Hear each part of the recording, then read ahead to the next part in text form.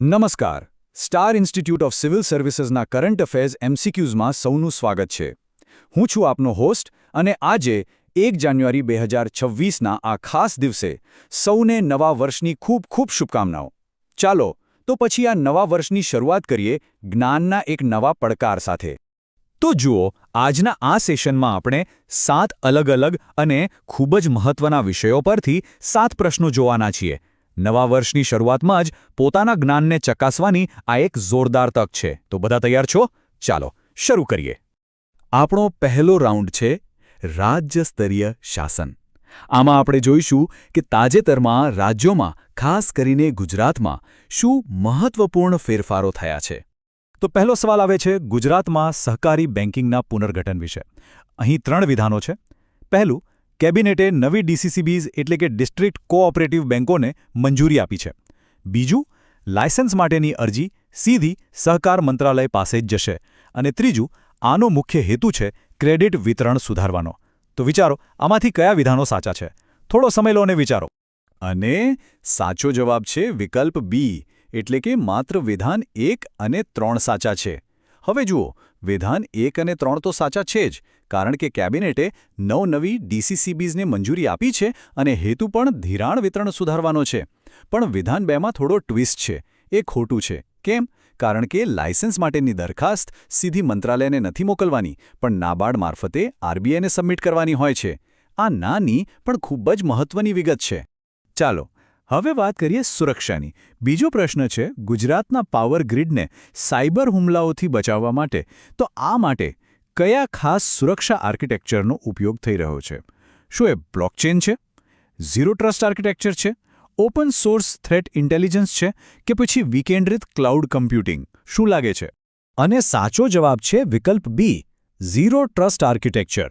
હા, રાજ્યની power ગ્રીડની IT અને ઓટી એટલે કે ઓપરેશનલ ટેકનોલોજી બંને સિસ્ટમ્સ માટે આ સિસ્ટમ ફરજિયાત છે. એનો સિદ્ધાંત એકદમ સરળ છે. ક્યારે કોઈના પર વિશ્વાસ ન કરો, હંમેશા ચકાસણી કરો. સરસ! હવે આપણે બીજા રાઉન્ડમાં આવી ગયા છીએ. આ રાઉન્ડ રાષ્ટ્રીય નીતિઓ અને મહત્વપૂર્ણ કાનૂની ચુકાદાઓ પર કેન્દ્રિત છે. આ વિભાગમાંથી પરીક્ષામાં પ્રશ્નો આવવાની પૂરી શક્યતા છે, તો ધ્યાન આપજો. ઓકે, પ્રશ્ન નંબર 3, નવા લેબર કોડ્સના ડ્રાફ્ટ નિયમો વિશે. ચાલો આ 3 વિધાનો પર એક નજર કરીએ. પહેલું, શું 5 દિવસીય કાર્યસપ્તાહ ફરજિયાત છે? બીજું, શું ગિગ અને પ્લેટફોર્મ કામદારોને પહેલીવાર વ્યાખ્યાયિત કરાયા છે?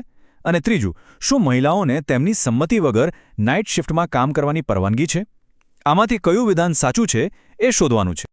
તો સાચો જવાબ છે વિકલ્પ બી, એટલે કે માત્ર બીજું વિધાન જ સાચું છે. હવે સમજીએ કેમ. વિધાન 1 ખોટું છે, કારણ કે નિયમો 4 દિવસીય કાર્ય સપ્તાહની છૂટ આપે છે, પણ 5 દિવસ ફરજિયાત નથી કરતા. અને વિધાન 3 પણ ખોટું છે, કારણ કે મહિલાઓને નાઇટ શિફ્ટ માટે તેમની મંજૂરી લેવી ફરજિયાત છે અને સાથે સુરક્ષાના પગલાં પણ જરૂરી છે. ચાલો આગળ વધીએ. પ્રશ્ન 4, જમીન રેકોર્ડને લગતા એક ખૂબ જ મહત્વપૂર્ણ સુપ્રીમ કોર્ટના ચુકાદા વિશે છે. કેસનું નામ છે સમીઉલ્લા વિરુદ્ધ બિહાર રાજ્ય. તો આ ચુકાદાનો મુખ્ય સાર શું હતો? શું મહેસૂલી રેકોર્ડમાં જે ફેરફાર થાય છે, જેને આપણે મ્યુટેશન કહીએ છીએ, એ જ માલિકીનો પાક્કો પુરાવો છે? આ એક મહત્વનો કાનૂની મુદ્દો છે, એટલે વિકલ્પોને ધ્યાનથી જોજો. અને સાચો જવાબ છે વિકલ્પ બી.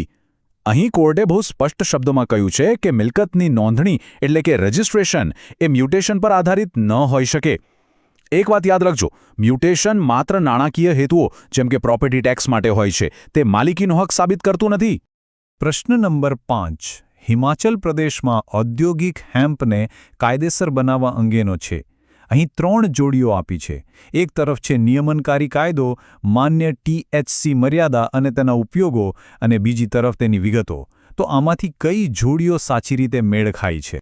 અહીં સાચો જવાબ છે વિકલ્પ બી, એટલે કે જોડી 1 અને 3 બિલકુલ સાચી છે. જોડી 1 જે NDPS એક્ટ વિશે છે તે સાચી છે, અને જોડી 3 જે ફાઇબર અને બીજ જેવા ઉપયોગો બતાવે છે એ પણ સાચી છે. પણ જોડી 2 ખોટી છે. કેમ? કારણ કે માન્ય THC મર્યાદા 1.5% નહીં, પણ 0.3%થી ઓછી હોવી જોઈએ. આ આંકડો બહુ જ મહત્વનો છે.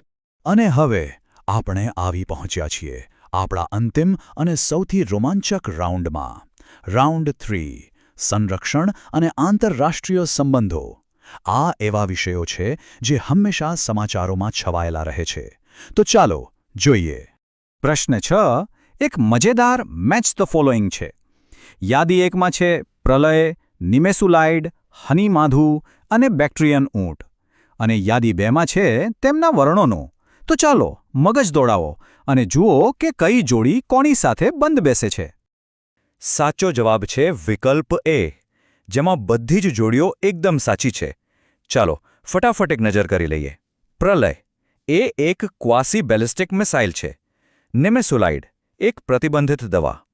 હનીમાધુ માલદીવમાં એક એરપોર્ટ પ્રોજેક્ટ. અને બેક્ટ્રિયન ઊંટ પ્રજાસત્તાક દિવસની પરેડનું એક ખાસ આકર્ષણ. બધું બરાબર છે.